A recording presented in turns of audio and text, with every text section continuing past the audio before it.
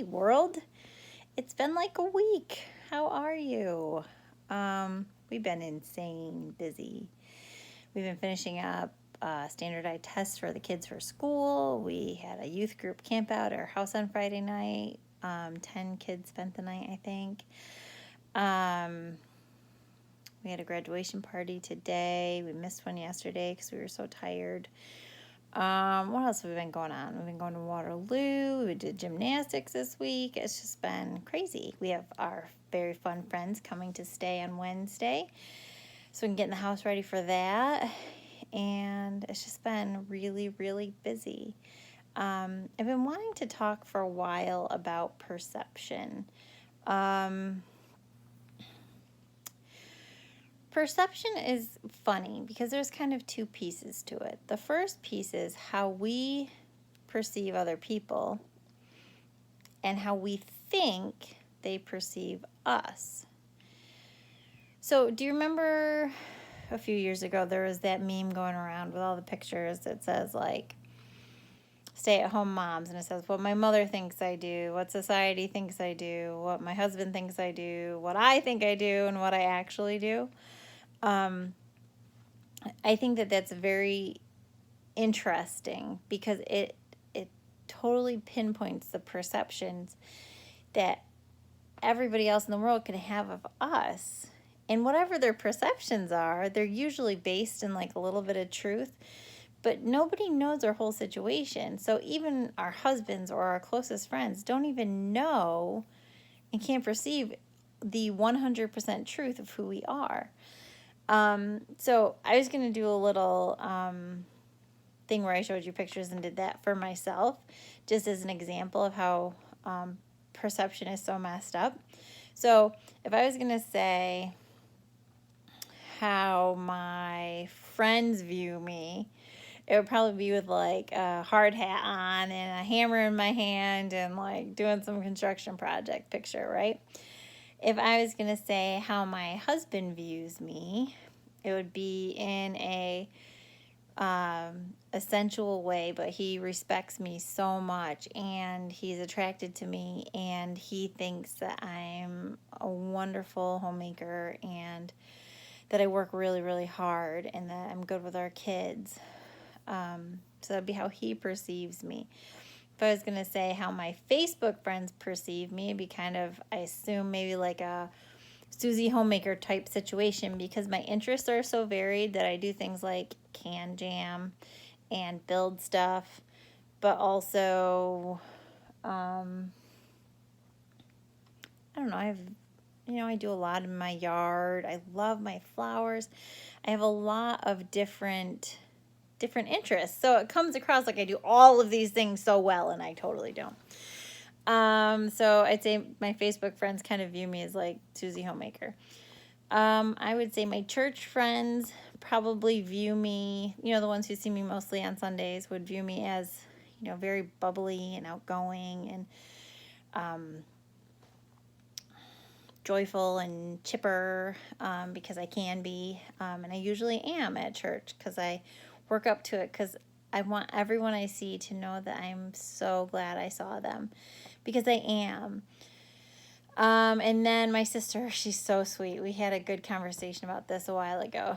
She said, when I look at you, I see Joanna Gaines, which is such a compliment. My goodness. Because my sister, I'm just so thankful for her. But she views me as beautiful, thin, talented, good mom, wholesome person. These are all things that she thinks about me, which if I could internalize some of those, if I could see myself half the way that my sister sees me, I think that would be pretty incredible, and I'm trying to work on that. And then for the last one, and don't beat me up about this, people. Unfortunately, the way I view me, even now as I struggle, but I'm working on, is I was going to do a photo collage of, I have a handful of pictures I think of, and I was going to crop out everything except for my waist and my love handles and my back fat and my, I mean, I'm thankful I like my legs, but things about my body that I really feel have defined me that have not showed up in any of those other categories.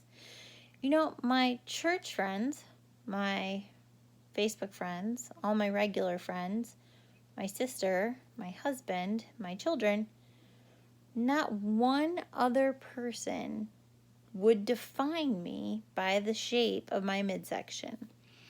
So it begs the question, why am I defining myself by a way that does not impact anyone else? And I hate that I do it. I still do it. I'm working on it. I'm sure you are too. I think it's been harder for me lately just because it's bathing suit season and I'm wearing what I'm comfortable in, but I'm not as comfortable in a small bathing suit as I have been in the past. And part of that's just because I have gained some weight, and that's okay because I'm learning not to be like obsessed with being skinny. But I lost my train of thought. But I have always defined myself and my value by what I look like. And I shouldn't, and you shouldn't. You look at all the pieces of your personality. It would be a good exercise for you guys to go through this as well. Like, what do your friends see when they see you? What does your husband or your best friend or your boyfriend or girlfriend, what do they see when they see you? And I bet you could make a list of the things that they've said to you. And I bet the shape of your body is not one of those things. And so I think it's important that we start to think more about truth, right? What's the truth? The truth is, I'll use myself as an example. The truth is that I am a hard worker. I get caught up in feeling lazy, and that's a lie. I'm not lazy. The truth is that I have a healthy body that's a little overweight, which is why, A plus B equals C, which is why I'm a little more uncomfortable when I bend over or walk up the stairs. And that's just reality. That is true, but that doesn't define me. But it's also true that my body is strong. It's true that I love my hair. It's true that I love my tan. I tan so nicely. I love my freckles too. There are a lot of great things about my body that I do really enjoy. And I need to focus on those because they're true as well, whether my body's not the shape I want it to be or not. Let's think about some other things that are true. The truth is that I love my children. And while I may judge myself terribly for how I treat them, like I wish that I was more engaged with them all the time, and I wish that I wanted to play games with them, and I wish that I had like an educator's mindset of like, oh, let's sit here and do this, and then we can do that together, and I'm sorry, it's not who I am. I engage with my kids in other ways, and that's okay. The truth is that I am a very friendly, kind person, and on the days where if I have a bad day and I glare at a cashier because I'm just annoyed, that doesn't define who I am, and it shouldn't define who you are. The truth is that I am generally a person who really values humans across the board, and I value you. I value the fact, for those of you who are watching this, that you do. It means a ton to me. I value, I wish I could just, without being, invading privacy, list some things off of all of you people who I know watch this stuff that I value about you, but I think that's weird. So I'm not going to. So I think going back to perception, you have to remember truth. Remember truth about your body. Remember truth about who you are as a person and where your value comes from. You were created to be who you are, the shape that you are. And because shape and size are not the same thing, don't forget. You were given your shape. You can't change your shape.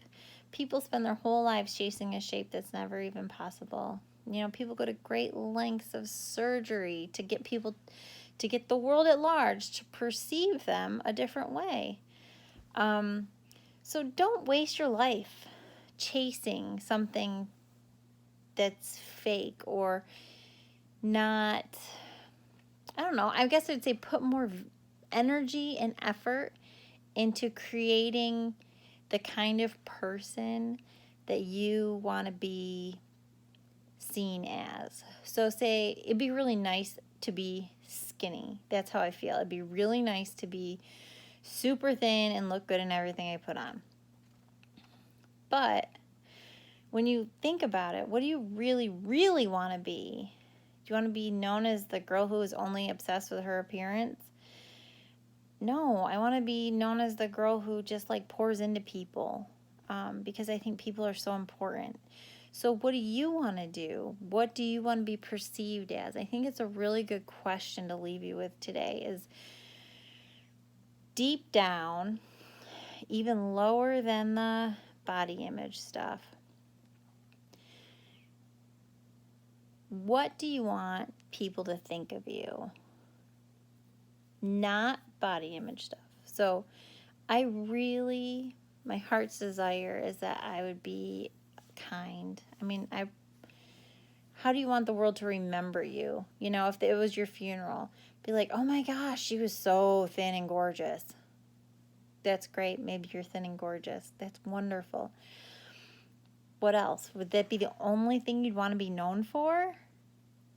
You'd want to be known for how you loved your kids and loved on your husband and worked with a great attitude, you know, and were joyful even though life is hard. So just think about that. How would you want to be remembered? And then kind of put your effort into bettering yourselves in those ways. So yeah, that's what I'm working on. Today I'm going to work on worry. We had a great message at church about that. I'm going to work on that in myself because I don't want, Damon and I both worry. I hate to say it, and we don't want our kids to grow up to be worriers. So we really want to kind of get a handle on that now, and realize that I shouldn't worry if I can't fit into the right bathing suit, or I shouldn't worry if I gained 10 pounds. So yeah, what do you want to work on? How can you better yourself? So hopefully we'll talk again soon.